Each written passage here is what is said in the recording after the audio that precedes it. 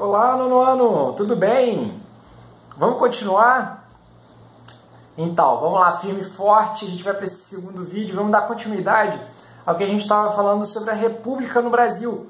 Então, veja bem, no primeiro vídeo, nós falamos sobre a proclamação da República e aquela primeira fase da nossa República, que ficou conhecida como República da Espada, porque nesse primeiro momento, os dois primeiros presidentes eram militares, eram ligados ao exército, e a espada é essa menção a um instrumento de guerra. Então, ficou marcado como República da Espada. O segundo momento, que é o que a gente vai ver agora, que durou de 1894 até 1930, ficou conhecido como República Oligárquica. Bom, vamos entender o porquê desse nome, o que isso significa.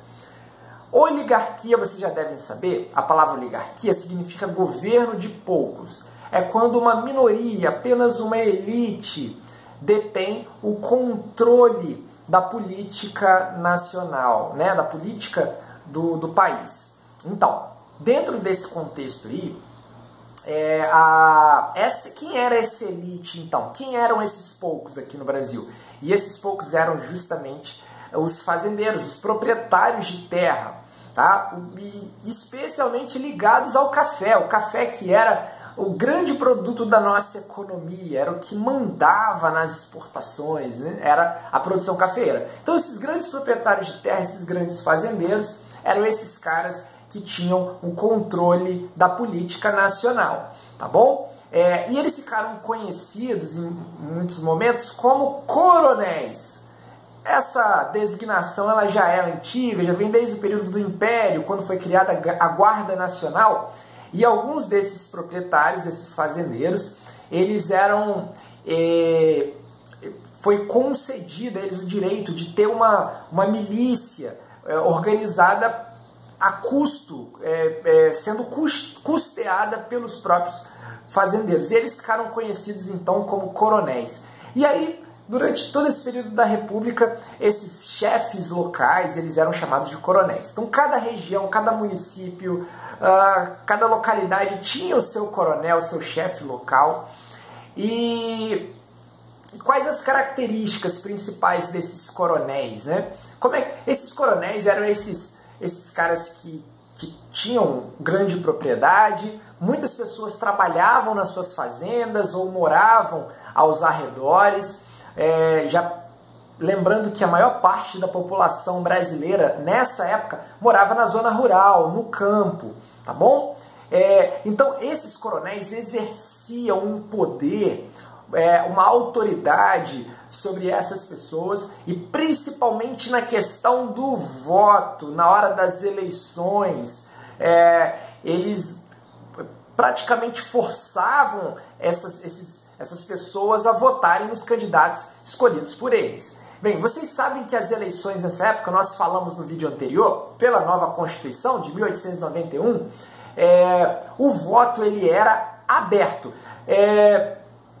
Somente os homens votavam, maiores de 21 anos, e tinham que ser alfabetizados, tá certo? Mas a prova para identificar se a pessoa era alfabetizada ou não precisava de muita coisa. Se a pessoa soubesse assinar o próprio nome, já estava valendo. Então, as pessoas muito simples, às vezes, que aprendiam, né, a assinar o seu nome para votar, acabavam ficando nas mãos desses coronéis. De que forma? Olha só, esses coronéis utilizavam principalmente três formas de controle, de domínio. A primeira delas é a violência. Violência mesmo, eles andavam com os seus capangas, os seus jagunços, e como o voto era aberto, eles sabiam em quem todo mundo votava, as pessoas podiam saber. Então, ele dava aquela controlada. Se o fulano de tal, que prometeu o voto para ele, chegasse lá e descobrisse que não votou, a coisa ficava feia. Então tinha essa intimidação pela violência, tinha também a troca de favores, essa coisa de uma cesta básica, uma comida, um dinheiro, remédio, uma ajuda aqui, em troca do voto. Bem, isso aí não é tão antigo, né? A gente está acostumado com essas coisas no nosso cotidiano. A gente vê esse tipo de coisa ainda acontecer, não é verdade? Então, a troca de favores, a violência, fraudes eleitorais, gente, dava de tudo nessa época. Assim.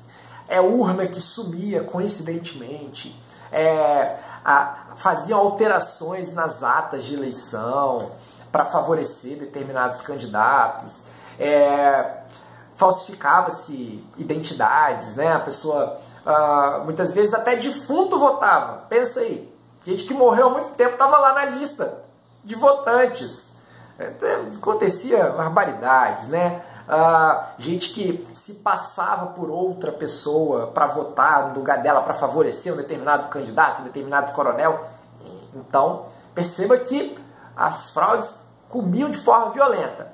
Então, os coronéis, eles iam se afirmando como essas autoridades, e por isso que ficou muito conhecido, chamado voto do cabresto. Da mesma forma que um cabresto serve para controlar o animal, os coronéis controlavam seus eleitores, pessoas simples, né? E aí fica aqui só uma dica, né? A importância do que vocês estão fazendo, de permanecer na escola, a educação, a instrução, a leitura, o conhecimento. Isso vai trazendo para a gente senso crítico e a gente tem condição de ser menos manipulável, né? Seja por pessoas, por instituições, por organizações. A gente vai, a partir do conhecimento da educação, nós somos capazes de ter um maior senso crítico. Então isso é importante, permaneçam nisso aí, viu, gente? Outra coisa, dentro desse contexto aí, político, ficou conhecida a chamada política do café com leite, que era o seguinte, que a gente pega a lista dos presidentes até 1930 e ficava um revezamento entre os dois estados mais poderosos do país na época, que era São Paulo e Minas Gerais. E São Paulo por causa da produção de café, e Minas Gerais também por causa do café, e porque tinha o maior contingente eleitoral, o maior número de eleitores. Lembrando que a capital era o Rio de Janeiro, mas não chegava perto da força política e econômica de São Paulo e Minas.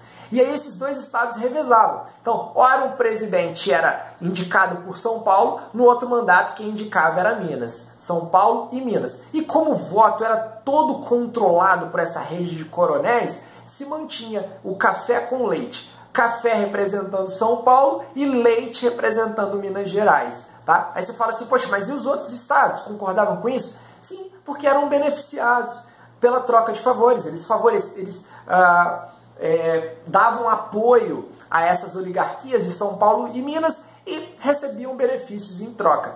Então, era o toma lá da cá. Todo mundo ganhava com isso.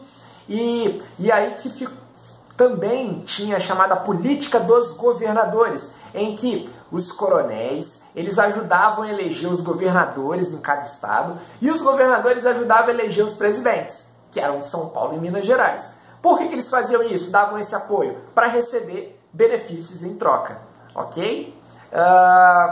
Bom, então isso perdurou, gente, até 1930, o poder nas mãos dessa oligarquia cafeeira.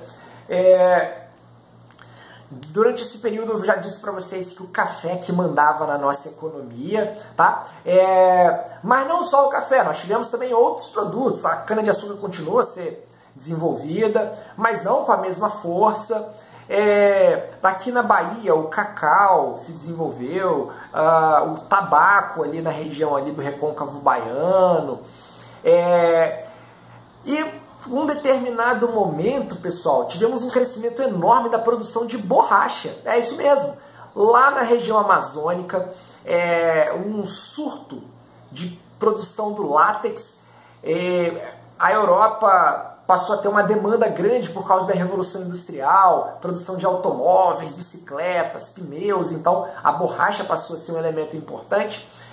E o Brasil, maior produtor mundial de borracha, do látex, exportando, crescimento espantoso. O Brasil chegou a comprar um território que é o Acre. O Acre não pertencia ao Brasil, pertencia à Bolívia. E o Brasil comprou o Acre por causa da produção do látex. E isso durou, foi um período curto, essa desse boom do látex? Porque logo os ingleses começaram a plantar seringais nas suas colônias, mas com uma tecnologia muito mais avançada, nas suas colônias lá na Ásia, né? Então, rapidamente, eles sugaram toda essa produção e o Brasil foi caindo a nível mundial de produção de látex, tá? Mas foi algo digno de nota. Então, esse aí foi o contexto principal desse período aí, galera, do chamada Primeira República e especialmente dessa fase da República Oligárquica dos Coronéis.